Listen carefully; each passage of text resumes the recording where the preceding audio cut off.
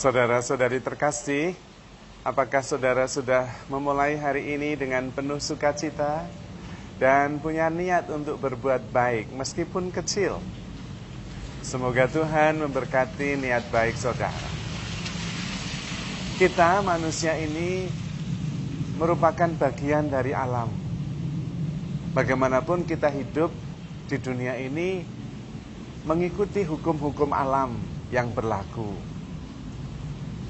Kita tidak bisa terbang.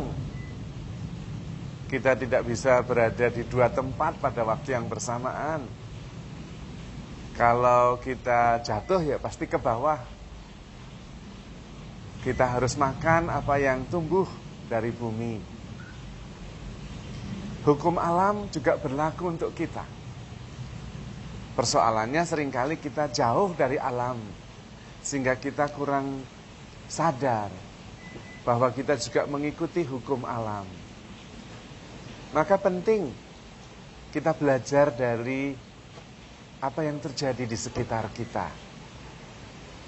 Dan hari ini saya ingin mengajak kita memperhatikan apa yang terjadi di alam sekitar kita dan bagaimana itu juga merupakan panggilan bagi kita. Kalau kita melihat sungai, sungai selalu memberikan air yang jernih dan kesegaran, entah untuk mandi, entah untuk mencuci, entah untuk diminum. Sungai tidak mengotori dirinya sendiri, tidak minum airnya sendiri, tidak. Dia memberikannya untuk yang lain, binatang, manusia yang mengotorinya, meskipun diberikan kesegaran oleh sungai itu. Pohon dia akan memberikan keteduhan, memberikan oksigen, dan juga memberikan buah-buahnya. Manusia yang kemudian sesudah mendapatkan keteduhan, mendapatkan buah, dia membawa kapak dan menebang pohon itu. Ayam dia memberikan telurnya dan memberikan dagingnya. Ayam tidak makan telurnya sendiri. Demikian juga halnya dengan binatang-binatang yang lain. Anjing tidak pernah menyerah mencintai tuannya. Dia selalu menyambut tuannya kapan saja datang. Dan dia selalu bergembira dan antusias untuk bersama dengan tuannya. Kita yang kadang-kadang marah, kita yang kadang-kadang tidak antusias bermain-main dengan anjing piaraan kita. Hanya manusia yang memang egoistik dan selfish. Dia berusaha melakukan sesuatu supaya mendapatkan sesuatu. Berbeda dengan alam. Sungai tidak minum airnya sendiri, pohon tidak makan buahnya sendiri, ayam tidak makan telurnya yang dia produksi sendiri. Hanya manusia yang bekerja untuk dirinya sendiri, meskipun juga untuk orang lain. Dan karena itu kita diundang untuk belajar, menjadi ikhlas, memberikan diri, hidup untuk memberi diri bagi orang lain. Sebetulnya Tuhan juga dalam firman-Nya mengatakan bahwa tidak ada orang yang hidup untuk dirinya sendiri. Kalau dia hidup untuk Tuhan. Kalau dia mati untuk Tuhan. Begitu kurang lebih kata-kata firman Tuhan. Namun seringkali akal budi kita penuh perhitungan. Dan karena itu kurang bisa hidup untuk orang lain, kurang bisa hidup untuk Tuhan, dan kurang bisa hidup sesuai dengan hukum alam. Maka dalam relasi penting sekali kita menyiasati kecenderungan manusia yang berpikir tentang dirinya sendiri.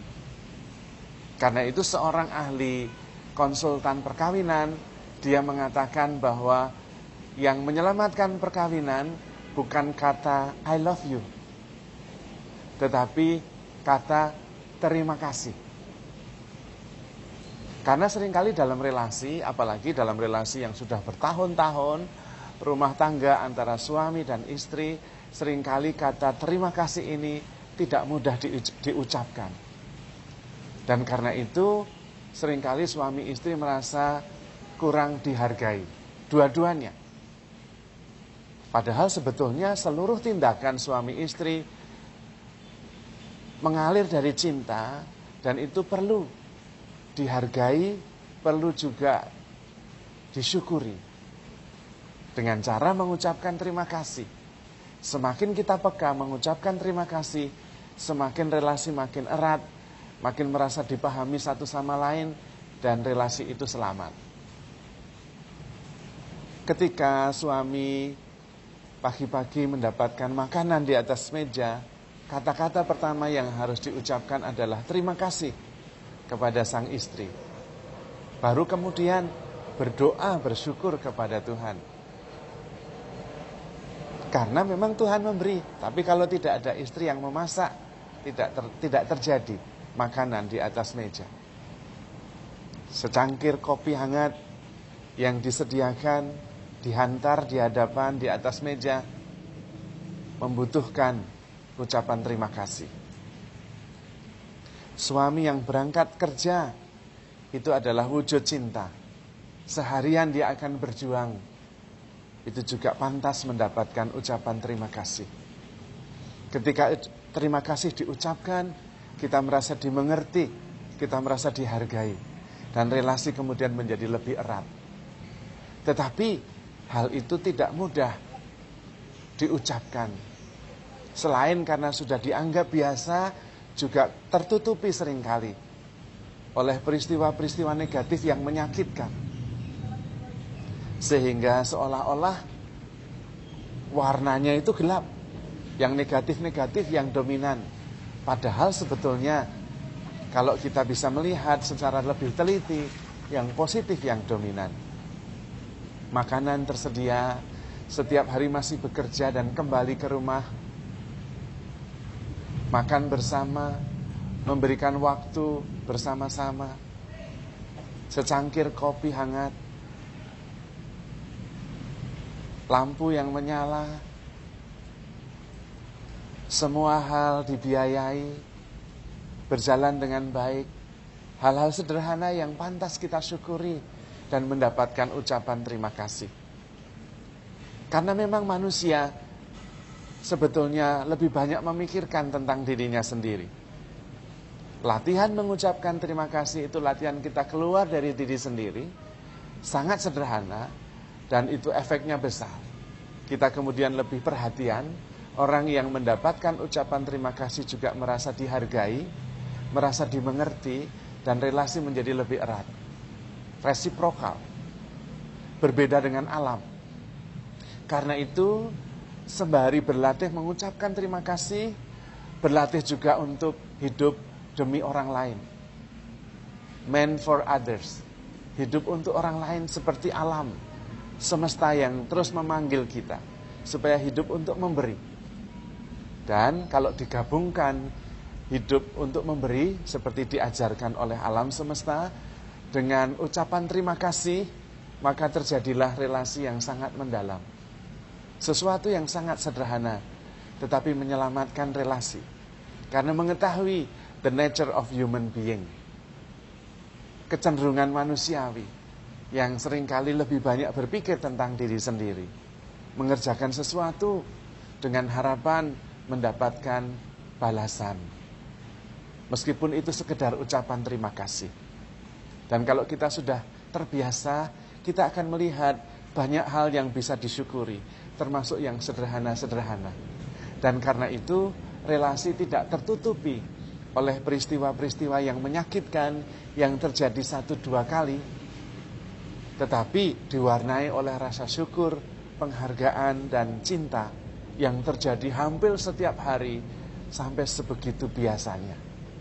Maka saudara-saudari terkasih, dengan mengetahui the nature of the universe dan kemudian the nature of human being, kita bisa belajar untuk menghargai apa yang kita terima meskipun nampaknya sederhana.